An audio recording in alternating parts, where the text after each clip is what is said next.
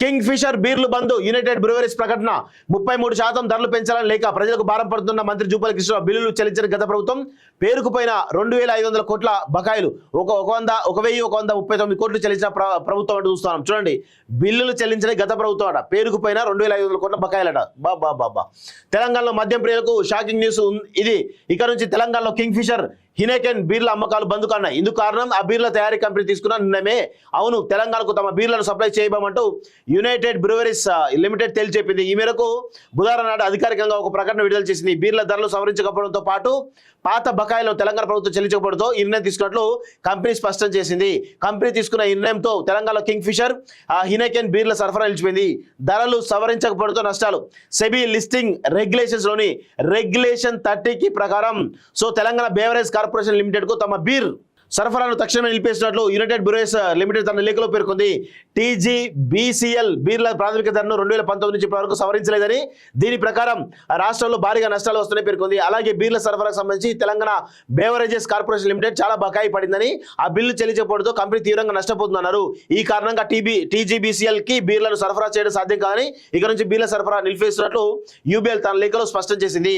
BRS హయాంలో భారీగా బకాయిలు ఎవరికి వాడితే వానికి ఎగ్గొట్టడం, ఇప్పుడు వచ్చి మీరు ఏం చేస్తున్నారు, అది ఏం చేస్తున్నారు, రాష్ట్రాన్ని అప్పుల మూస్తున్నారు అని మాట్లాడుతూ ఉన్నారు ఈ సన్నాసులంతా కూడా. బీర్ల రేట్లు పెంచితే ప్రజలపై భారం పడుతుందని రాష్ట్ర ఎక్సైజ్ శాఖ మంత్రి జూపల్లి కృష్ణారావు తెలిపారు.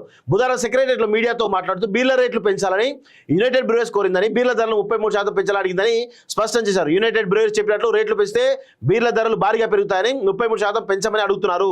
ఇలా పెంచితే ఇప్పుడు 150 రూపాయలు అటువంటి బీరు 250 రూపాయలకు పెరుగుతుందని, దీంతో ప్రజలపై భారీగా భారం పడుతుందని అన్నారు. ఈ ధరల పెంపుపై విశ్రాంత హైకోర్టు జడ్జితో ఒక కమిటీ ఏర్పాటు చేశామని, ఆ కమిటీ రిపోర్ట్ వచ్చాక ధరల పెంపుపై నిర్ణయం తీసుకుంటామని జూపల్లి స్పష్టం చేశారు. కొన్నేళ్లుగా బీర్ల మార్కెట్లో యునైటెడ్ బ్రూవరీస్ గుత్తాధిపత్యం కొనసాగుతుందని, యూబీఎల్ కంపెనీ మార్కెట్ షేరు 69% ఉందని తెలిపారు. ప్రభుత్వం నుంచి బిల్లులు రావడం లేదని కంపెనీ ఆరోపిస్తుందని, కానీ మేము అధికారులకు వచ్చే నాటికే బిల్లులు పెండింగ్ లో ఉన్నాయని, బీఆర్ఎస్ ప్రభుత్వం బిల్లులు చెల్లించబడుతూ 2500 కోట్ల బకాయిలు పేరుకుపోయాయని మంత్రి స్పష్టం చేశారు. కాంగ్రెస్ పార్టీ అధికారంలోకి వచ్చాక 1139 కోట్ల పెండింగ్ బిల్లు చెల్లించామని తెలిపారు. ప్రస్తుతం 650 కోట్ల పెండింగ్ మాత్రమే ఉందని స్పష్టం చేశారు. గత ప్రభుత్వం చేసినటువంటి బీర్ల వ్యవహారం ఏదైతే ఉందో 2500 కోట్లు అప్పులు చేసి అప్పుల పాలైంది, ఆ బకాయిల పాలైంది మన తెలంగాణ రాష్ట్రం.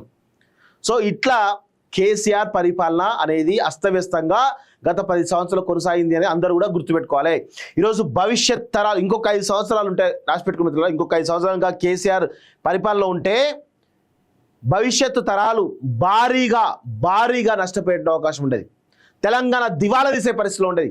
తెలంగాణ ఆర్థిక వ్యవస్థ మొత్తం కూడా కొల్లగొట్టుకునేటువంటి పరిస్థితి ఉండేది. తిండి దొరకక ఈరోజు తెలంగాణ సమాజం పస్తులుండే పరిస్థితి ఉండేది. ఇది అందరూ కూడా గుర్తుపెట్టుకోవాలి. కేసీఆర్ కానీ ఈ కల్వకుంట్ల కుటుంబం ఏదైతే ఉందో వీళ్ళందరూ కూడా తెలంగాణ అభివృద్ధికి ప్రతిబంధకాలు, తెలంగాణను ముంచినటువంటి వాళ్ళు. వీళ్లకు పరిపాలన జ్ఞానం లేదు, అజ్ఞానంతో పరిపాలించారు. పిట్టల ద్వారా ముచ్చట్లు చెప్పి ప్రజలను మోసం చేసిరు. ఇలా చాలా రకాల అంశాలు ఉన్నాయి మిత్రులారా.